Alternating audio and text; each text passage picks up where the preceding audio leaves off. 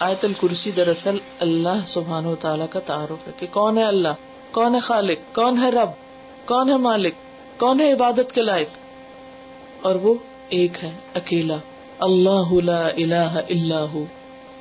کیوں؟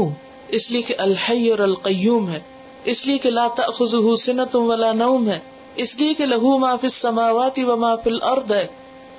اور آسمانوں کے علاوہ زمین، چلے آسمان تو ہماری پہنچ سے باہر ہے، لیکن زمین کا حال کیا ہے؟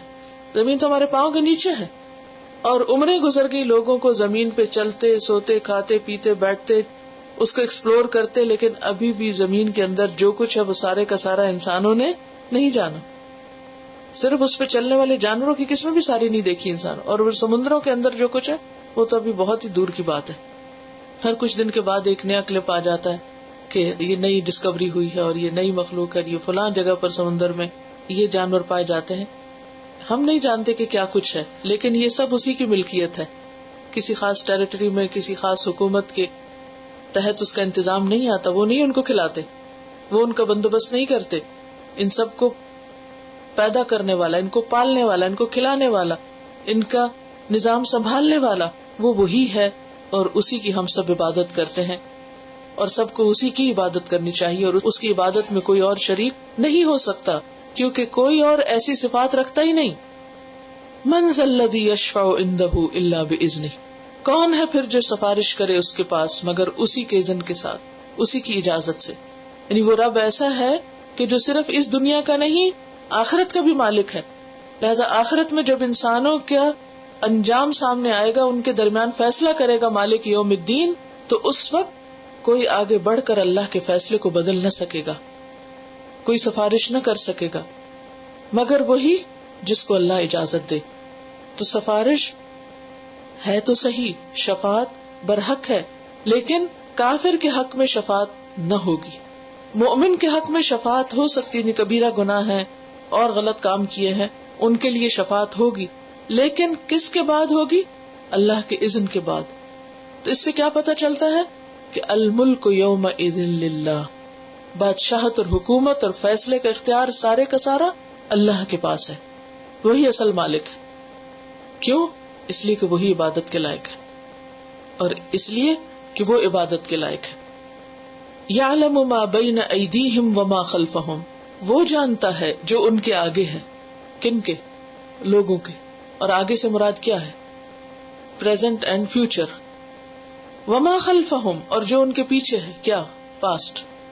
اور فزیکلی بھی آپ دیکھیں، جو ہمارے سامنے ہے اس کو ہم ایک لمٹ تک دیکھ سکتے ہیں۔ مثلا اس وقت میرے سامنے آپ لوگ بیٹھے ہوئے، پھر دیوار آ جاتی ہے آگے، دیوار کے پار کیا مجھے نہیں معلوم، لیکن اللہ کے لیے ایسی کوئی مشکل ہے، اس کو پتا ہے کہ میرے سامنے کیا کیا ہے اور دیوار کے پیچھے بھی کیا ہے، میرے پیچھے کیا مجھے نہیں معلوم۔ مثلا ہاں یہ ہے کہ دیوار ہے ایک، اور دیوار کے پیچھے کیا ہے، اب کون گزر رہا ہے وہاں سے یا نہیں گزر رہا، یا خالی ہے وہ جگہ، اور اس سے پار اور اس کے پیچھے نہیں پتا، لیکن اللہ کو سب معلوم ہے۔ اور نہ صرف یہ کہ جگہ، بلکہ ٹائم کے اعتبار سے بھی، ظرف مکان اور زمان دونوں کے اعتبار سے، مکان کے اعتبار سے بھی سب اللہ کو پتا ہے ہمارے سامنے کیا اور پیچھے کیا، اور زمانے کے اعتبار سے بھی اللہ ہی کو بس پتا ہے کہ ہمارے فیوچر میں کیا لکھا ہے اس نے ہمارے لیے، اور ہمارے ماضی میں کیا گزرا، کل کیا کیا تھا، پرسوں کیا کیا تھا، ایک ہفتہ پہلے، ایک سال پہلے، آج کے دن کیا کیا تھا، ہمیں نہیں یاد، ہمیں نہیں معلوم۔ ہم اپنا کیا ہوا، کہا ہوا، لکھا ہوا خود بھول جاتے ہیں، وہ نہیں بھولتا۔ لہذا جس کا علم اتنا زیادہ ہو وہی عبادت کے لائق ہو سکتا ہے، کوئی اور اللہ کے اس علم میں شریک نہیں۔ کوئی دوسرا انسان، کوئی دوسرا جن اور ملائکہ میں سے کوئی بھی یہ صلاحیت نہیں رکھتا۔ وَلَا يُحِيطُونَ بِشَيْءٍ مِّنْ عِلْمِهِ إِلَّا بِمَا شَاءَ، اور نہ اس کے علم میں سے وہ کسی چیز کا احاطہ کر سکتے مگر جتنا وہ خود چاہے۔ یعنی اس کا علم ہر چیز پر چھایا ہوا ہے، ہر چیز جانتا ہے وہ، اور کوئی اور اس کے علم کو نہیں جانتا، کوئی اور اس کے علم میں سے کچھ نہیں لے سکتا مگر جتنا اللہ خود دینا چاہے۔ حضرت موسیٰ علیہ السلام اگرچہ اللہ کے نبی تھے لیکن سیکھنے کا بہت شوق رکھتے تھے۔ اللہ تعالیٰ نے ان کو خضر علیہ السلام کے پاس بھیجا اور کہنے لگے کہ میں مدتوں چلتا رہوں گا جب تک کہ میں ان کو پا نہ لوں، اور پھر وہ بہرحال ان کو پا لیے. جب وہ ان سے ملاقات ہوئی تو انہوں نے کہا چلو کشتی پہ سوار ہو کے چلتے ہیں کہیں اور سیکھنے کے لیے. تو ان کے ساتھ وہ ٹریول کرتے ہیں. جب وہ کشتی پہ بیٹھتے ہیں تو ایک چڑیا آتی ہے جو سمندر میں سے ایک قطرہ پانی لیتی.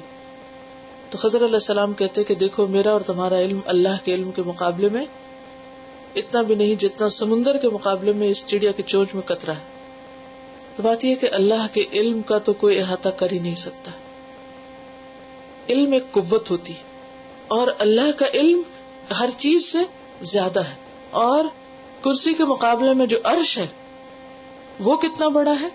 جیسے اس صحرا میں ایک مندری تھی. یعنی اب آپ اس نسبت کو یوں قائم کر سکتے ہیں کہ ساتوں آسمان اور زمین کرسی کے مقابلے میں کتنے، جیسے صحرا میں پڑی ہوئی ایک رنگ. اور کرسی عرش کے مقابلے میں کتنی ہے، جیسے صحرا میں پڑی ہوئی رنگ.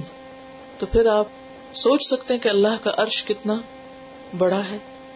ہمیں اس کی کیفیت نہیں معلوم، لیکن یہ صرف ایک مثال سے سمجھائی گئی بات کہ اس کی عظمت اور اس کی وسعت کا تم اندازہ کر ہی نہیں سکتے کہ وہ کتنا بڑا ہے. وَلَا يَئُودُهُ حِفْظُهُمَا، اور نہیں اس کو تھکاتی ان دونوں کی حفاظت. کس کی؟ آسمان و زمین کی. وَهُوَ الْعَلِيُّ الْعَظِيمُ. بس اس کو پہچاننے کے لیے دو لفظ یاد رکھو کہ وہ کیا ہے. العلی العظیم، بہت بلند، بہت ہی عظمت والا ہے. بس اس کے لیے بڑائی ہی بڑائی ہے. اس کا تصور آتے ہوئے کیا ذہن میں آئے کہ وہ بہت ہی بڑا ہے، ہر چیز سے بڑا ہے. اور اسی کا اظہار ہم کرتے ہیں کب؟ ہر نماز کے اندر اٹھتے بیٹھتے اللہ اکبر اللہ اکبر اللہ اکبر. تو یہ ہے دراصل وہ بڑی آیت جو اللہ کا تعارف کراتی ہے اور اللہ کے ہی معبود ہونے پر دلائل دیتی. یعنی اس ایک آیت کے اندر بہت ساری چیزیں بیان ہوئی، اور سب سے بڑی چیز کیا کہ اللہ بہت بڑا ہے، اسے بڑا سمجھو اور وہی عبادت کے لائق ہے. کسی اور کو اس کے ساتھ شریک مت ٹھہراؤ.